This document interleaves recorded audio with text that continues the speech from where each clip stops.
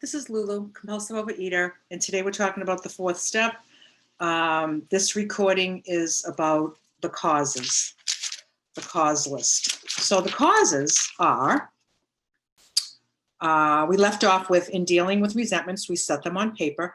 We listed people, institutions, or principles with whom we were angry, frustrated, don't like it, wanted to change, can't accept it, those kind of things. People, institutions, principles, people, places, and things, just to simplify. So the next instruction is the next sentence. We asked ourselves why we were angry, frustrated, or whatever. That's it. We ask ourselves why. And you'll see in Bill Wilson's example on the next page, why am I resentful at Mr. Brown? Well, he pays attention to my wife. He told my wife I have a mistress, and he might get my job at the office. Just quick little things, not big stories. It's really, really hard not to tell the big story because when you're writing this, you feel like you're writing it for your sponsor to understand. So you want to make sure that it's totally understandable to your sponsor, but that's not necessary. It's for you. It's for you to, you have an opportunity to explain everything in more than enough detail and more than enough clarification as you go on in the writing assignment for each person. So this is where we do quick. She's a nut. She snubbed me. She committed her husband for drinking. He's my friend. She's a gossip. Unreasonable, unjust, overbearing, threatens to fire me for drinking, padding my expense account, misunderstands and nags, likes Brown, wants to put house in her name. See, those are all just like quick little things, right? So now in the Google Doc, we're gonna talk about doing it by Google Doc because this is kind of the day and age of Google Doc and doing everything electronically. So now I will have my sponsee create a Google Doc and have their resentment list on page 1, copy and paste the resentment list on page 2, put a page break between each person. So now you have, let's just say you have 60 people on your list. I mean, when I said 50, it doesn't have to be 50. It can be 60, it can be 40. But just say it was 60. So now you have 61 pages. You have everybody on each page. And what you're going to do with the first name, you're going to write right next to it, I resent, and then the name will be there. I resent blank. And then you'll go down, skip a line, and you're going to write causes. And then underneath that, you're going to list your causes. You might have one thing. You might have 10 things. If it's an ex-husband, you might have 25 things. Just quick and to the point.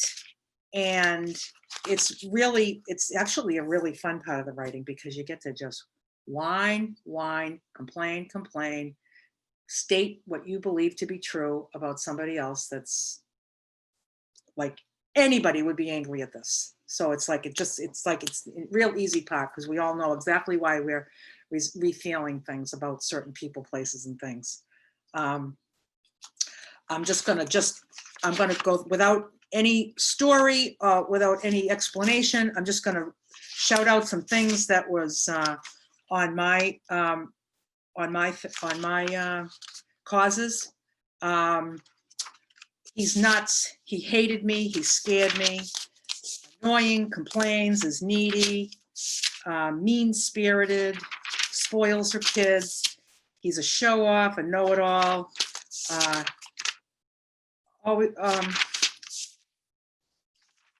Lazy, complains, an unpleasant human, a bitch boss. That was one of my bosses. I just wrote cause, bitch boss. Miserable, controlling asshole of an old lady. Always looking for a handout, not interested in solutions to problems, mismanages their money, had better clothes than me, was thinner than me, was more popular than me. She got to be Brian Doherty's girlfriend. I think I was 15 then.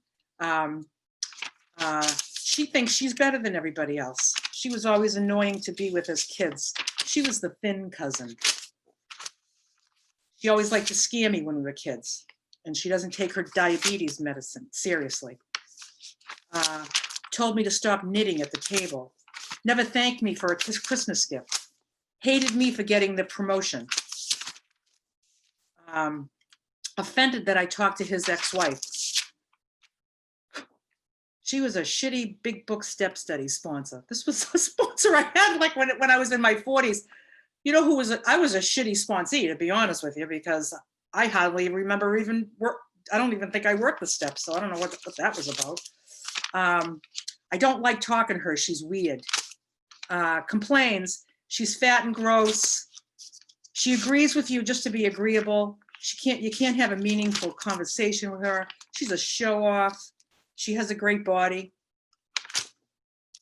She judged my drinking. She was 12 years old. It's like one of those shut up kids. Shut up, kid. Socially awkward, superficial. Socializes at meetings while people are speaking. Has pity parties. Thinks he's too good for me. Judges people. Generous with strings attached. She's raising her granddaughter and she shouldn't. Greedy. Has a cute figure. Everybody that had a cute figure was like, you know, you don't stand a chance with me. Sarcastic, annoying, brags, shows pictures of disturbing animals on Facebook, has a great figure. Those are the two things she did. Thinks she's fabulous, a huge flirt, for calling me a cow when I was a kid. Dumped me as a sponsee with no good reason. Intimidating.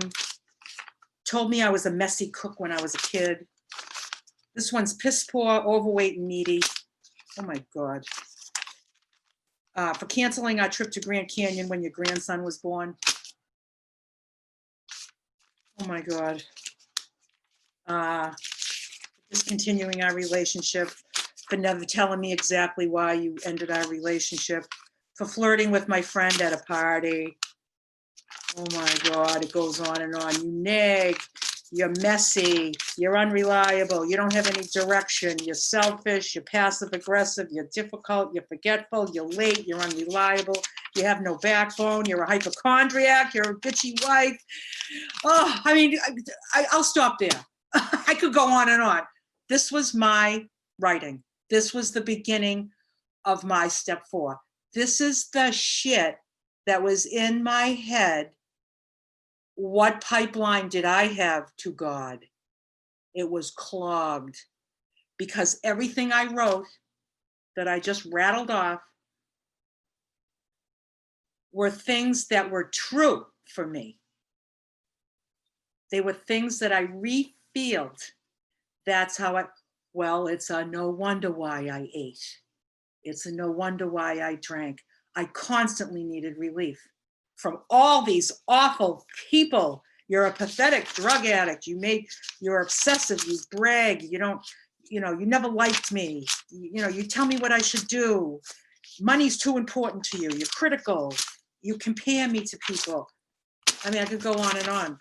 And that is my experience with coming up with and did I feel good when I wrote that? And it's like, wait till she sees this. Wait till she sees what I have to live with, The good news is that when you get past this part and things start to unravel, the hardest thing to live with was myself. And, but nobody's going to tell me that at this point. In this stage of my recovery, all I've got, I don't have no awakening at this moment. All I have is an open mind. And somebody's going to tell me that all this is going to sweep away from me. Yeah, right. I'll believe it when I see it. I'll believe it when I see it. Then I saw it. And that's what I got on the causes. Shalice? That was perfect. Thank you so much, Lulu. Very, very similar experience for me as far as just getting it down on paper was, well, first of all, I had no idea that all of this stuff was floating around in my head. I had no idea. that I had all of these resentments. I was like, 50? I don't think I can come up with 50. Oh man, I came up with 50. I did actually think I went to 54, or I decided to just keep it there. I could have kept going, but it was just even just that part was eye-opening to see how much resentment and irritation and anger and frustration I was carrying around with me. I mean, besides and this was actually when I did my second inventory with the 50 resentments. I was 3 years sober. I was 3 years abstinent, and I was carrying this much stuff around with me. I wasn't carrying the extra weight, but I was carrying a lot of extra weight of these resentments. So this was the start of kind of getting all the information that we needed to be able to get to the bottom of these feelings, these resentments.